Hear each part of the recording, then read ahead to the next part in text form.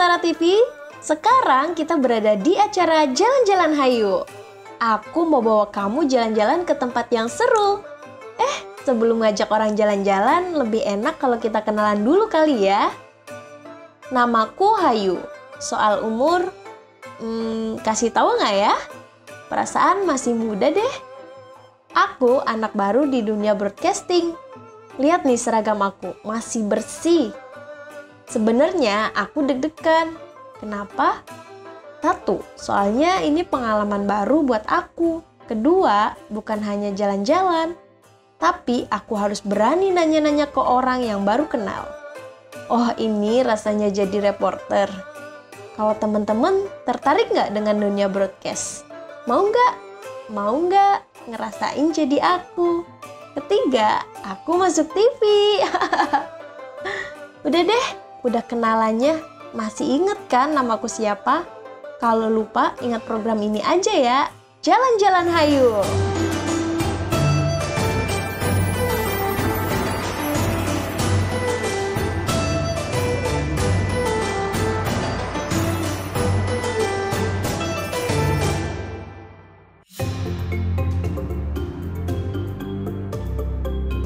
Ngomong-ngomong soal Imlek, apa sih yang paling berkesan buat teman-teman kalau lagi ngebahas Imlek? Kalau buat aku sih, barongsai. Soalnya dulu suka banget lihat pertunjukan barongsai. Yang gerakannya lincah, bisa meloncati beberapa besi tapi nggak jatuh. Apalagi di dalam kerangka barongsai itu ada 2 orang. Kebayang nggak?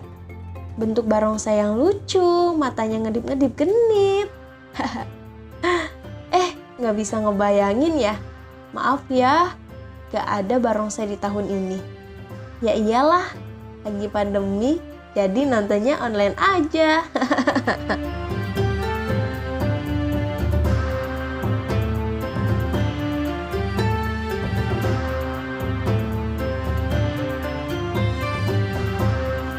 Jalan-jalan Hayu. Hayu kemana? Ke Petak 9. Kenapa ya kita harus jalan-jalan ke Petak 9? Karena konon katanya Petak 9 adalah pasar yang paling ramai dengan nuansa Imlek. Ada banyak banget yang jual pernak-pernik dan makanan-makanan lainnya. Wow, ramai sekali. Merah di mana-mana.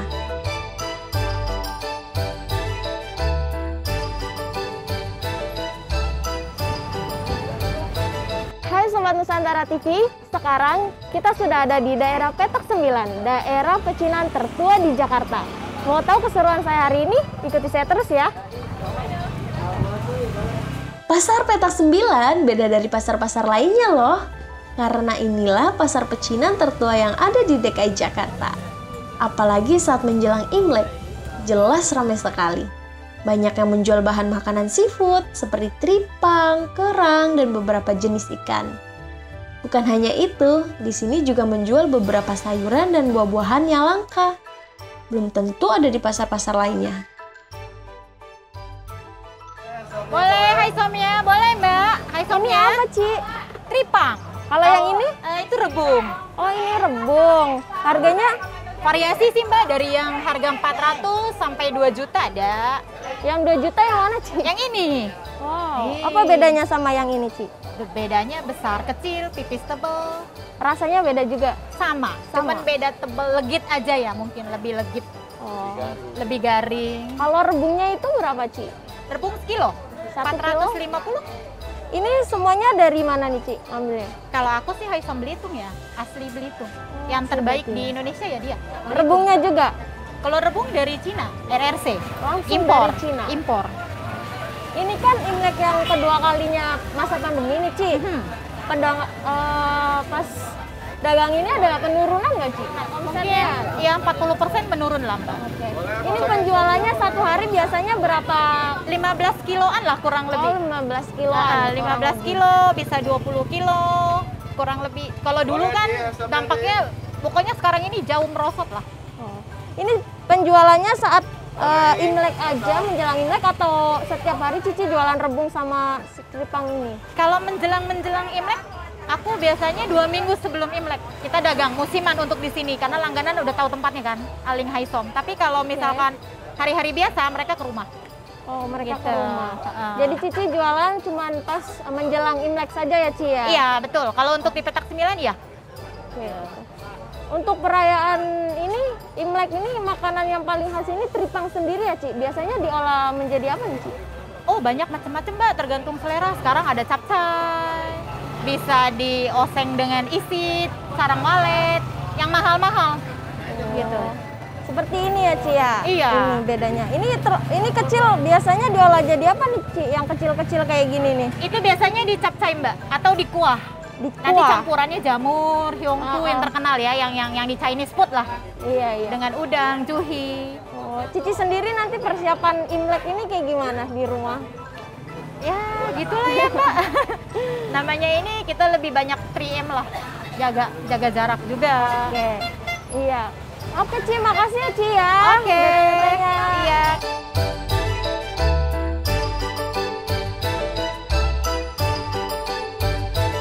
Tripang dan rebung adalah salah satu makanan ciri khas etnis Tionghoa yang biasanya disajikan pada saat hari raya Imlek. Tripang sendiri biasanya diolah menjadi capcay, sedangkan rebung biasanya ditumis. Tripang mempunyai nama lain yaitu haisom, yang mempunyai manfaat untuk menurunkan kolesterol.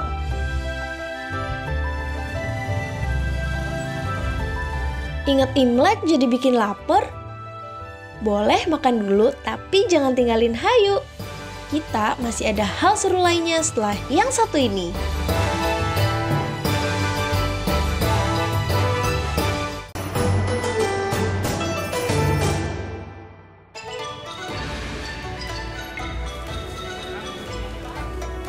Tadi kita udah makan.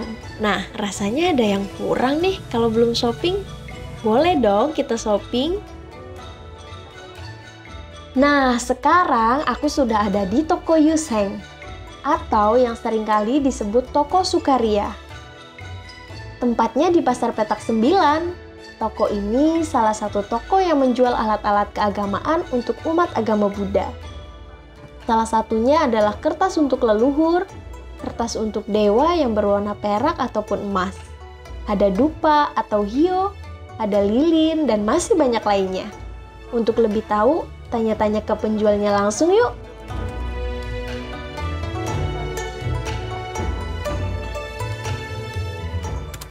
Permisi kok. Iya, Bu. Mau nanya-nanya boleh nggak kok? Oh, silakan. Oh, ini toko udah berdiri sejak lama ya kok? Dari 46 Dari 46. Ini udah generasi yang keberapa kok? Udah lama banget. kedua. Generasi yang kedua. Dulu Iya. punya nama yang khas nggak kok untuk toko ini? Yuseng, Dulu namanya Yuseng. Yuseng. Sekarang toko Sukaria. Sukaria. Ini kan Imlek yang kedua nih ya kok di masa pandemi ini. Income penjualan dari toko ini ada penurunan nggak? Hilang ada 50-70%. Sisanya tinggal 30. Untuk tahun yang kemarin juga? Tahun kemarin malah pandeminya kan masih belum kena kita. Pas di bulan 3 itu baru masuk kita tuh. Coronanya tuh. Adanya teman di Cina doang kan. Kitanya Iya. masih normal-normal aja kehidupannya. Berarti tahun kemarin untuk income penjualannya masih standar? Standar lah, 7 kurang dikit ada, tapi masih 70% begitu. Tapi untuk tahun ini sangat menurun ya Kak ya? Menurun, kehilang 70 dan 50-70. Ini yang paling sering dibeli sama pengunjung toko itu apa ya kok? Ya mereka saat ini ya hanya karena COVID ini mereka nggak bisa kemana-mana, nggak bisa ke wihara, mereka sembahyang di rumah. Jadi sembahyang untuk leluhur dulu utama. Oke. Diutamakan sembahyang untuk leluhur, malam tahun baru Imlek sembahyang Dewa Rejeki gitu. Nyambut Dewa Rejeki mereka. Menyambut musim semi itu, jadi Dewa Rejeki ada datang di timur. Karena kalau ngeliat dari Primbon ini hitungan-hitungan orang ini nanti adanya di timur datangnya. Oh, biasanya orang-orang kan merayakan Imlek saat ini kan di rumah. Barang yang sering dibeli gitu.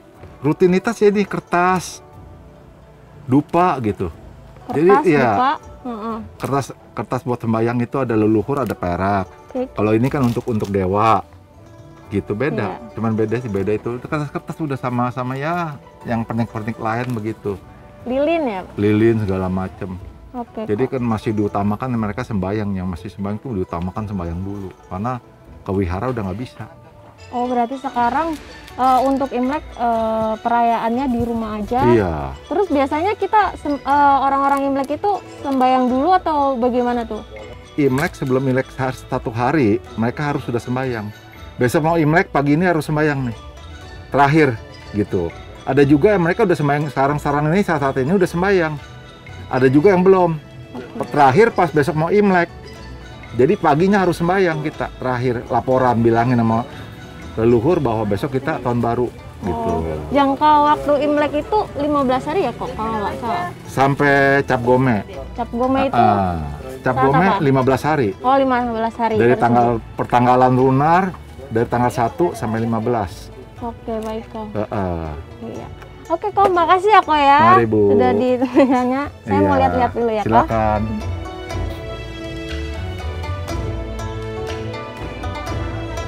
Karena pandemi, jadi sedikit pengunjung yang datang ke toko ini.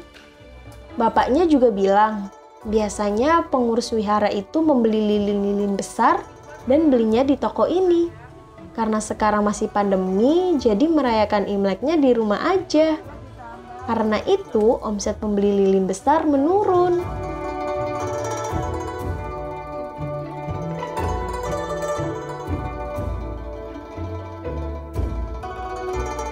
Dan inilah salah satu toko makanan khas perayaan Imlek. Bukan hanya Tripang dan kawan-kawannya. Yaps, ini adalah kue keranjang. Nama asli kue keranjang yaitu Niangaung atau Nikwe. Kue keranjang ini dulunya digunakan sebagai sesaji pada upacara sembahyang leluhur 7 hari menjelang tahun baru Imlek. Jadi, kue keranjang ini menjadi salah satu makanan khas atau wajib pas perayaan hari Imlek. Kita ulik langsung dengan pemilik tokonya yuk. Sekarang kita sudah sampai di mana tempat penjualan kue keranjang dan dodol di Pasar Lama. Ini kuliner yang sangat identik ada pada saat hari Imlek. Untuk itu kita mari tanyakan langsung kepada penjualnya yuk.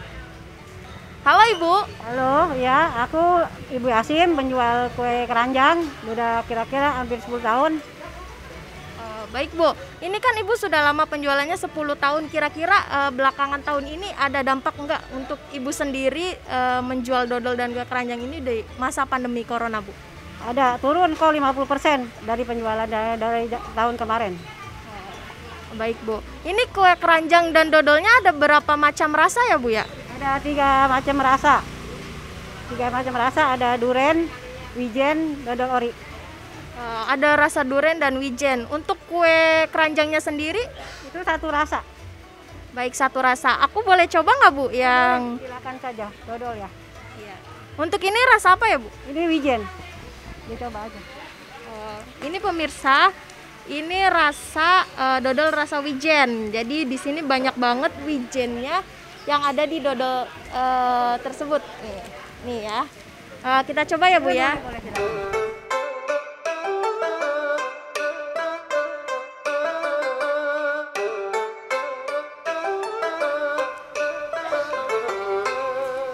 Enak rasanya Bu. Biasanya kalau pembikinan dodol ini kira-kira berapa lama ya Bu? Kira-kira lama kok dia, berapa ada 10 jam dah ngaduknya. Untuk pengemasannya Bu bagaimana? Pengemasannya ditimbangin seperempat.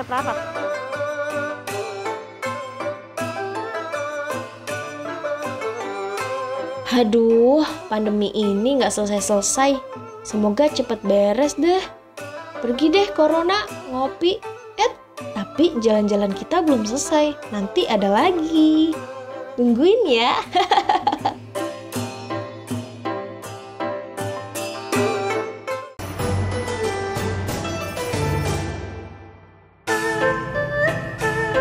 Kan tadi makan udah, shopping juga udah. Sekarang kita belajar sejarah dan menilik kehusukan teman-teman beragama Buddha dalam hal beribadah. Yang paling ditunggu-tunggu, aku mau lihat-lihat suasana wihara saat menjelang perayaan Imlek di masa pandemi. Wihara Dharma Sakti, tepatnya di Jalan Kemenangan, Jakarta Barat. Dekat Pasar Petak 9 loh. Luas wihara ini mencapai 3.200 meter persegi. Wihara ini juga menjadi salah satu simbol Chinatown di Batavia. Berdirinya wihara ini bertepatan dengan terbentuknya perkampungan keturunan etnis Tionghoa pada tahun 1650. Suasana di wihara ini saat Imlek lumayan cukup ramai. Tapi karena pandemi jadi tidak begitu ramai pengunjung.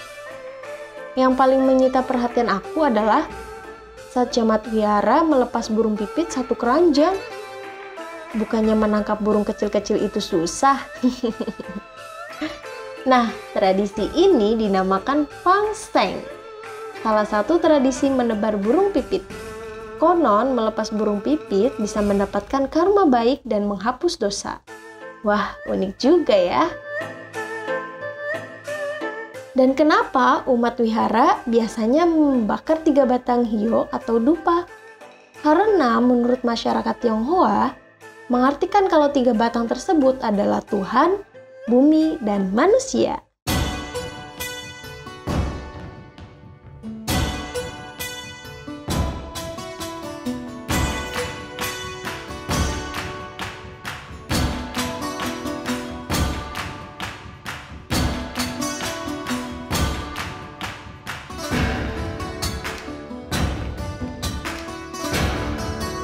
Dan ini adalah salah satu wihara tertua yang ada di kota Tangerang, Kelenteng Bonsanbyo.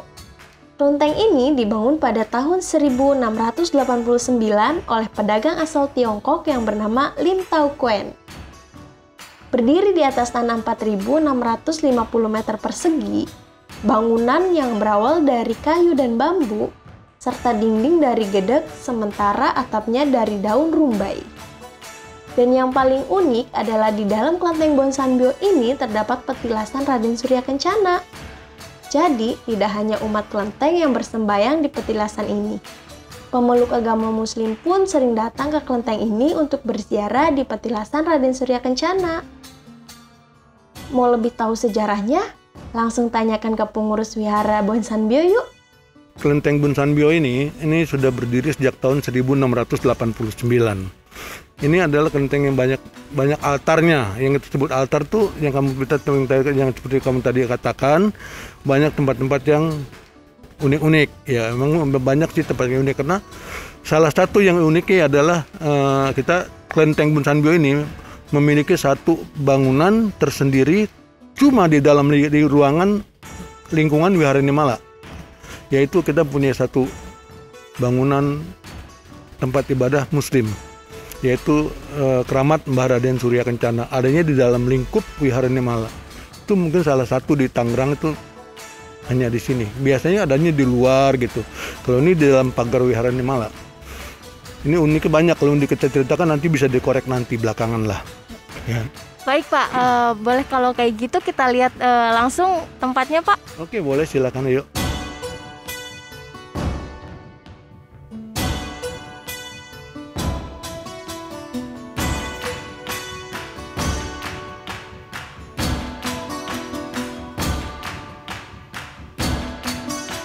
Sekarang saya sedang ada di Keramat Mbah Raden Surya Kencana, di mana ikon terunik di Kelenteng Bonsanbyo. Nah, sekarang saya masih bersama Pak Bebeng. Ya, selamat siang, Neng. Iya Pak, boleh diceritakan nggak Pak tempat ini? Oh iya, tadi dikatakan memang ini ikon terunik di kelenteng ini, memang betul. Karena apa? Mungkin di Tangerang ini ya satu-satunya yang bangunannya tersendiri ada di dalam lingkup Kelenteng Bonsanbyo atau Yayasan Wihara Nimala. Ini adalah satu bangunan Mbah Raden Surya Kencana, Keramat Mbah Raden Surya Kencana, yang dulunya, saya kisahkan sedikit ya, dulunya kenapa bisa berada di dalam Kelenteng Bonsanbyo. Nah, ini dahulunya keramat ini berada di tepi Sungai Cisadane, seberang jalan kita. Nah, karena ada di sana sudah hampir tergusur oleh sungai, erosi, termakan erosi oleh sungai dan hampir jatuh ke dalam sungai. Pengurus di sini akhirnya berkesimpulan, itu bangunan keramat sudah lama kok ya, tapi bisa sudah hampir jatuh ke dalam sungai. Bagaimana kalau kita pindahkan ke tempat lain? Akhirnya dipindahkanlah keramat ini ke dalam keluar di luar jalan sana. Jadi digeser dari pinggir sungai ke pinggir jalan. Ternyata setelah itu jalan itu pun mau dipakai diperlebar. Akhirnya dipindahkan lagi tentunya dengan bantuan orang-orang pintar yang mengerti masalah pindah ke 6 lah. Akhirnya ditanya mau nggak dibawa ke dalam, dipindahkan ke dalam. Mbaknya akhirnya dikatakan mau. Nah, makanya pengurus berkesimpulan ini dipindahkan ke dalam wihara. Dulunya di depan wihara, bukan di belakang. Ini kan di belakang bangunan ini. Nah, akhirnya di depan kita mau bangun juga, dipindahkan lagi ke belakang. Ternyata Mbak ini masih mau ikut juga. Dan ini ingat bukan makam. Ini adalah petilasan. Karena Mbah Raden Surya Kencana itu makamnya tidak ada yang tahu di mana. Beliau ini seorang penyebar agama Islam, keturunan dari kerajaan Pajajaran. Demikian sejarah singkatnya. Mbah Raden Surya Kencana ini Pajajaran kan di Bogor adanya. Jadi kalau di Bogor kan ada jalan Pajajaran, jalan Siliwangi dan jalan Surya Kencana karena ini adalah keturunan dari kerajaan Bogor, kerajaan Pajajaran. Demikian sejarah singkat masalah keramat. Kenapa ada di dalam kelenteng? Karena sebetulnya kita bukan sengaja memindahkan ini, menyelamatkan bangunan yang akan terbawa arus air, erosi. Jadi kita selamatkan, pengurus-pengurus itu akhirnya menyelamatkan, dibawalah ke yang lebih aman. Sekarang ini sudah sejak tahun 2001. Tahun 98 ini dipindahkan ke sini, ke belakang ini. Dari awalnya di depan pinggir sungai, ini sudah ratusan tahun. Nah, kita pindahkan ke belakang terakhir nih tahun 98. Demikian sejarah singkat kenapa ada di sini. Oke, baik Pak, terima kasih. Sekarang kan sebentar lagi akan Imlek nih Pak. Boleh Bapak ucapkan selamat Imlek untuk masyarakat yang merayakannya Pak. Oke. Ya, kita sih anjurkan kepada masyarakat bahwa dalam rangka pandemi ini Imlek ini dirayakan di rumah masing-masing. Namun kayak tidak tertutup kemungkinan masih ada aja lah pasti umat yang datang ke kelenteng, ke wihara. Karena wihara ini malah nih sudah cukup dikenal di mana-mana, yang wihara tertua juga di Tangerang dan juga ikon pariwisata cagar budaya Kota Tangerang. Jadi sudah banyak yang kenal lah. Pasti kita anjurkan bahwa ibadah dari rumah saja juga tetap mereka nanti pasti ada yang datang. Kita juga sudah antisipasi itu agar nanti pada saat Imlek itu jangan sampai berbondong-bondong. Karena Imlek itu lama waktunya 15 hari. Baik Pak, terima kasih atas waktunya. Ya, terima kasih sama Neng.